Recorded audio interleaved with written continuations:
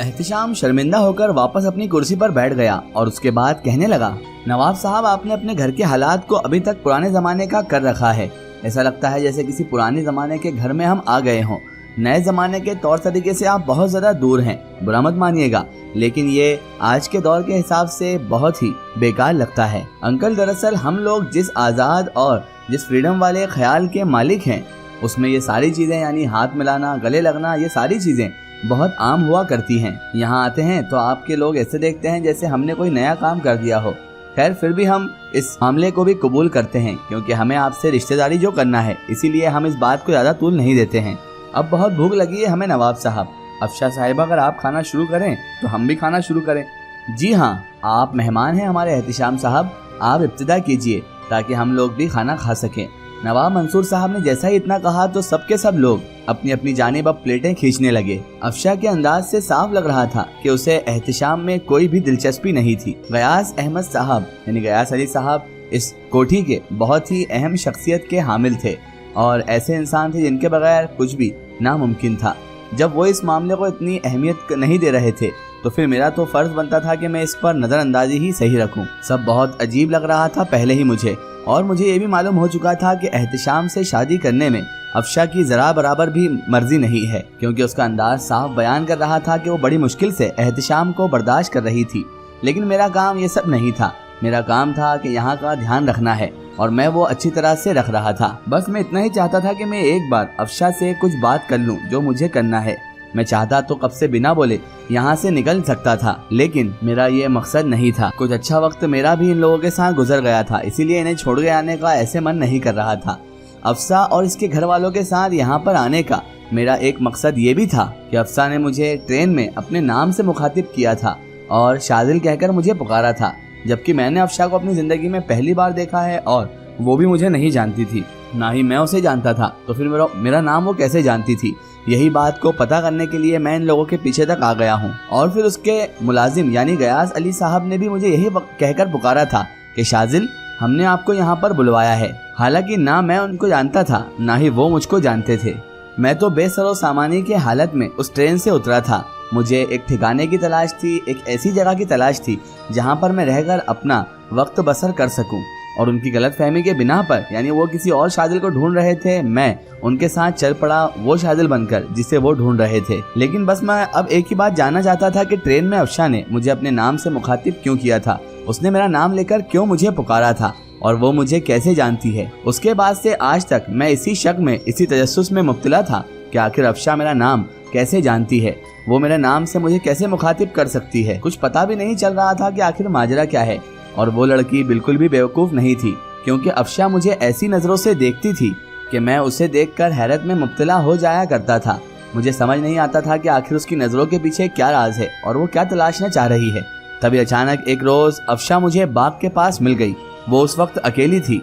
अकेले जैसे ही मैंने उसे देखा, मैं उसके करीब गया तो वो मुझसे कहने लगी, शाजिल, क्या तुम मेरी कैफियत को नहीं जानते हो? मैं उसकी बात सुनकर बहुत ज़्यादा हैरान हो गया, क्योंकि मुझसे एकदम से बात कर लेना ये उसका एक अजीब ही व्यवहार था। मैंने कहा, मिस अफशा, आखिर आप कहना क्या चाहती हो? और मैं आपसे ये भी पूछना चाहता हूँ कि आप मेरा नाम कैसे जानती हो और आपने ट्रेन में मुझे अपने नाम से कैसे मुखातिब कर दिया? तभी मिस अफशा कहने लगी, तुम नहीं जानते क्या शाजिल कि मैं तुम्हारे लिए क्या महसूस करती हूँ? तभी वो कहने लगी, देखो शाजिल, मेरे हाथ में ये एक खजाना है। तभी उसने अपने हाथ में पकड़ा हुआ ब्रीफकेस मेरे आगे किया। शाजिल, इस ब्रीफकेस में कम से कम 50 लाख रुपए की मालियत है, यानी 50 लाख रुपए हैं और ये हमारी जिंदगी बसर करने के लिए बहुत कुछ है। शाजिल, हम इस पैसे को लेकर और इस रुपये को लेकर इतनी दूर दराज मकाम पे निकल जाएंगे कि कोई हमारी खुशबू तक सूंघ नहीं पाएगा, कोई हमारी गर्द तक को पहचान नहीं पाएगा। शाजिल, तो शाजिल, तुम भी ये जानते हो कि एहतिशाम का जो मंसूबा है मुझसे शादी करने का, वो किसी भी तरह से पूरा नहीं हो पाएगा और वो धरा का धरा ही रह जाएगा। मैं तो उसकी बात सुनकर हक्का बक्का ही रह गया। मैं समझ ही नहीं पाया कि आखिर ये ऐसे क्यों कह रही है। मैंने कहा, मिस अफशा, आखिर तुम लड़कियां अपने आप पर इतना ज्यादा एतबार यानी ओवर कॉन्फिडेंस क्यों रखती हो? तुम बेशक खूबसूरत हो अफशा, तुम्हारे नकूश बहुत अच्छे हैं, तुम्हारा चेहरा अच्छा है, तुम एक अच्छी इंसान हो, लेकिन तुमने ये कैसे तय कर लिया कि मैं बिकाऊ माल हूँ या फिर तुम पैसों के बल पर मुझे खरीद सकती हो या मुझे अपने हिसाब से चला सकती हो? तुम मुझे पैसे दिखाकर एक बार इशारा करोगी और मैं सब कुछ छोड़कर, अपने ज़मीर को मारकर, अपने वजूद वकार को ख़त्म करके तुम्हारे साथ दौड़ा चलाऊंगा?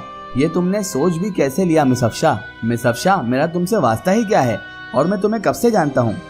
सिर्फ ट्रेन में ही तो मेरी तुमसे मुलाकात हुई थी पहली बार।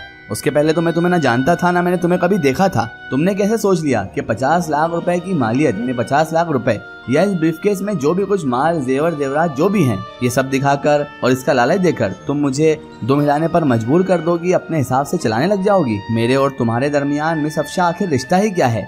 तभी वो चीख कर कहने लगी, तुम नहीं जानते हो शाजिल कि उस जानवर को तुमने एक बार देखा है गौर से, जिसे मेरी जिंदगी का मालिक बनाया जा रहा है, जिससे मेरी शादी की जा रही है? उस जानवर को एक मर्तबा भी देखा है तुमने कि वो कौन है और कैसा है?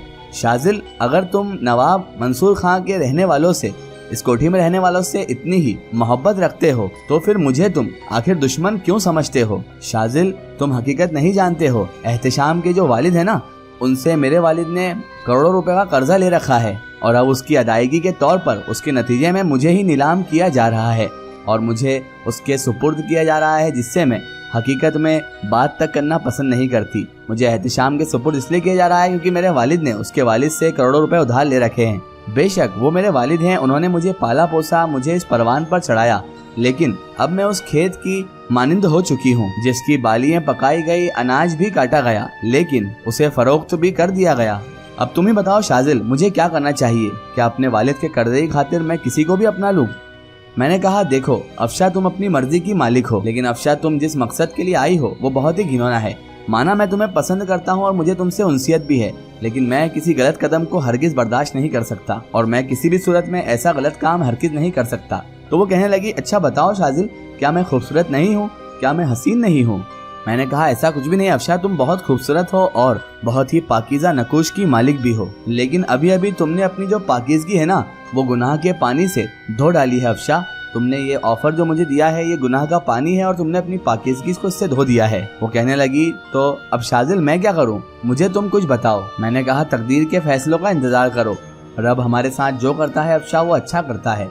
मेरी सूरत वो अब हैरानी से तकने लगी कि ये शख्स मुझे तकदीर पर छोड़ रहा है। तभी वो हंसते हुए बोली, तकदीर पर भरोसा करूं? वाह शाजिल। हंसते हंसते उसकी आंखों में अचानक से आंसू उतर आए थे। अचानक से ही अफशा की जो कैफियत थी वो अजीब सी होने लगी, जैसे वो कुछ कहना चाहती हो लेकिन उसकी आवाज नहीं निकल रही हो। फिर बामुश्किल तमाम उसकी आवाज निकली, शाजिल, मैं माशा हूँ, तुम्हारी मोहब्बत माशा। जैसे ही मैंने माशा का नाम उससे सुना, मेरे वजूद को एक जोरदार झटका लगा। मैं तो कांप कर ही रह गया और मुझे समझ नहीं आया कि मैं क्या बोलूं। मैंने कहा, क्या? क्योंकि सारी बातें, सारे हालात दुनिया की अपनी जगह थे, लेकिन मैं माशा को ना पहचानूं, माशा की आवाज को ना पहचानूं, ऐसा तो हरगिज नहीं हो सकता था। क्योंकि अगर मेरी मौत भी हो जाए और कब्र के बाहर आकर अगर माशा आवाज दे, तो भी मैं उसकी आवाज को पहचान सकता हूँ। मेरी निगाहें फटी के फटी रह गई थी। मैंने कहा, माशा तुम?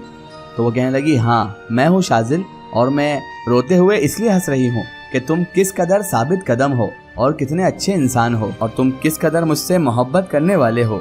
तुमने तो शाजिल मेरी खातिर अफशा जैसी खूबसूरत और मालदार लड़की को भी ठुकरा दिया, और उसकी हैसियत को भी। शाजिल, ना ये चेहरा मेरा है, ना ये बदन मेरा है, बस ये समझ लो शाजिल कि मैं पुरअसरार ताकतों से अफशा के वजूद पर काबिज हो गई हूँ। मैं माशा हूँ, तुम्हारी माशा शाजिल। मैंने अपने घर वालों से बगावत कर ली है और मैं अपने घर से निकल आई हूँ शाजिल। उन लोगों ने मेरा मुझसे वजूद भी छीन लिया और मेरी सूरत, मेरी सब कुछ चीजें छीन ली। मैंने उनके खिलाफ बगावत कर ली। शाजिल, मैं अफशा हरगिज नहीं हूँ, बस अफशा के वजूद को मैंने अपने बस में कर लिया है, लेकिन रूह तो तुम्हारी माशा की ही है। मैं तुम्हारी माशा ही हूँ। शाजिल, चलो मेरे साथ, अब हम अपनी अलग दुनिया बसाएंगे शाजिल।